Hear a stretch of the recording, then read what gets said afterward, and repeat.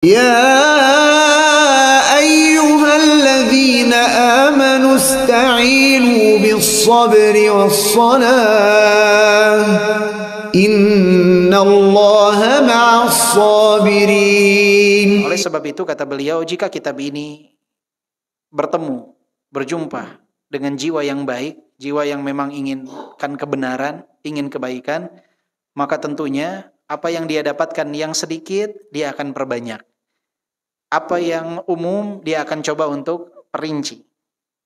Agar apa? Agar dia dapat mendapatkan manfaat dan dapat memberikan manfaat.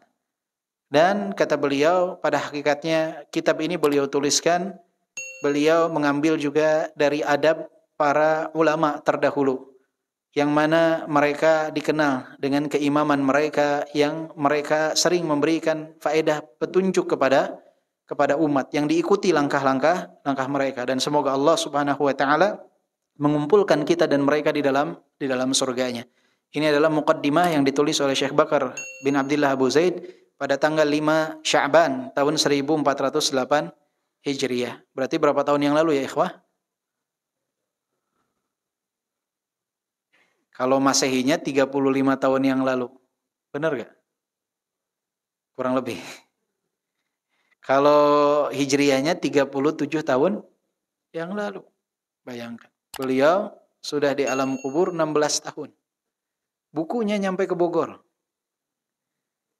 Bayangin gak? Dibahas sama antum. Ya? Dibaca sama kita. Di Bogor. Kita gak kenal. Beliau gak pernah ketemu kita. Ini yang disebut ilmu yang bermanfaat. Mahal harganya. Ya, tidak terbayar. Jadi rugi kalau seseorang itu menukar ilmu agama itu dengan sepeser harta dunia, itu rugi. Gak sebanding ya. Ini kalau ada orang di zaman sekarang, wah saya gak mau, pokoknya harus ada tarif khususnya sekian. Rugi, luar biasa rugi. Ya, rugi, sayang. Dunia akan berakhir. Tapi ilmu, subhanallah, manfaat. Coba antum nyampaikan satu kebenaran, didengar oleh 1000 orang.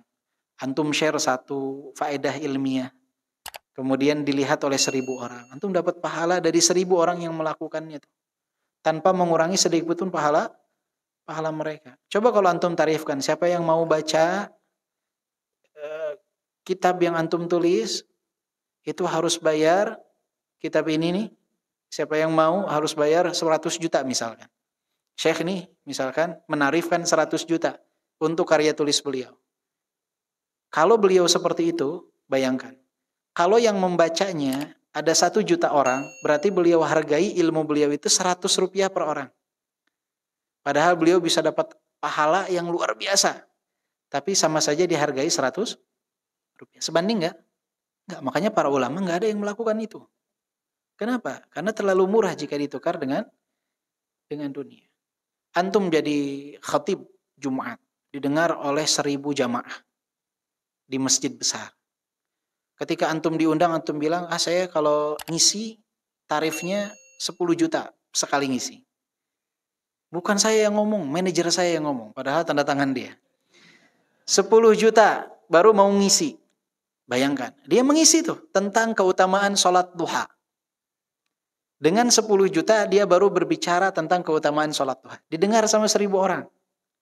Ternyata dari 1000 orang tersebut, pulang ke rumahnya yang 500 menyampaikan ke masing-masing 3 orang dari anggota keluarganya. Berarti 1000 tambah 1500 berapa? 2500. Ada 1 orang dari 2500 tersebut adalah kepala sekolah di salah satu sekolah negeri. Hari Seninnya dia upacara, ada 1000 murid di hadapan dia.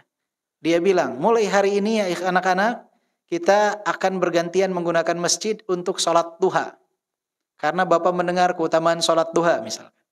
Kita akan coba belajar untuk mengamalkan hal tersebut.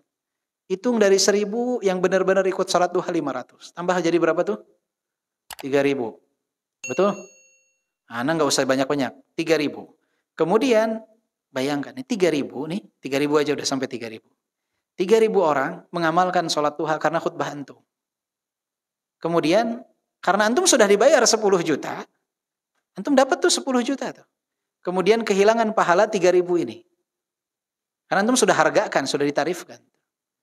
Bayangkan, 10 juta apakah sebanding dengan 3.000 pengamalan sholat duha di setiap hari oleh satu orang? Ini 3 hari aja seumur hidupnya nih yang 3.000 orang sholat. 3 hari setengah lah.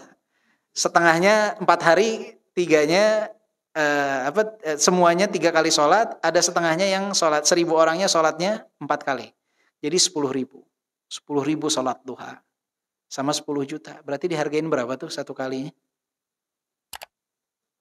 1.000 sebanding gak ya, ikhwah? Jadi antum mau dapat pahala sholat duha gak? Enggak, ana minta 1.000 aja. Ana minta 1.000. Sebanding tidak? Tidak. Makanya oleh sebab itu, berusahalah untuk mengikhlaskan amalan. Menyebarkan ilmu dengan apa yang kita mampu. Ya, sekarang Masya Allah media sosial di mana-mana.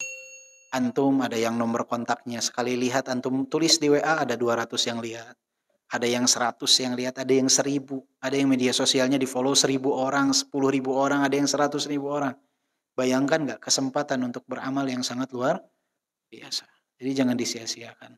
Alhamdulillah kita melihat contoh dari para ulama yang terdahulu. Bagaimana mereka menyebarkan ilmu dengan keikhlasan. Maka ini yang harus kita contoh.